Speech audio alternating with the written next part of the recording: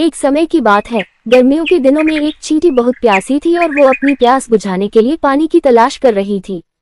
कुछ देर आसपास तलाश करने के बाद वह एक नदी के पास पहुंची।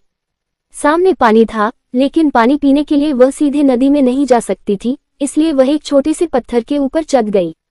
लेकिन जैसे ही उसने पानी पीने की कोशिश की, वह गिरकर नदी में जा गिरी। उसी नदी के किनारे एक पेड़ था, जिसकी टहनी पर एक कबूतर बैठा था। उसने चींटी को पानी में गिरते हुए देख लिया। कबूतर को उस पर तरस आया और उसने चींटी को बचाने की कोशिश की। कबूतर ने तेजी से पेड़ से एक पत्ता तोड़कर नदी में संघर्ष कर रही चींटी के पास फेंक दिया। चींटी उस पत्ते के पास पहुंची और उस पत्ते में चढ़ गई। थोड़ी देर बाद पत्ता तैरता हुआ नदी किनारे सूखे आ गया। चींटी ने पत्ते में से छलांग लगाई और नीचे उतर गई। चींटी ने पेड़ की तरफ देखा और कबूतर को उसकी जान बचाने के लिए धन्यवाद किया। इस घटना के कुछ दिनों बाद एक दिन एक शिकारी उस नदी किनारे पहुंचा और उस कबूतर के घोंसले के नजदीक ही उसने जाल लगा दिया और उसमें दाना डाल दिया। वह थोड़ी ही दूर जाकर छुप गया और उम्मीद करने लगा कि वह कबूतर को पकड़ लेगा। कबूतर ने जैसे ही जमीन में दाना देखा, वह उसे खाने के लिए नीचे आया और शिकारी के जाल में फंस गया।